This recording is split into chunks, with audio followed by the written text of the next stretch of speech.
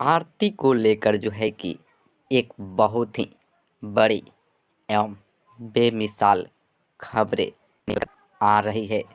यहाँ पर देख रहे हैं कि बहुत ही बड़ा खुलासा हो चुका है, जिसमें बताया जा रहा है कि आरती जो है कि प्रेग्नेंट है।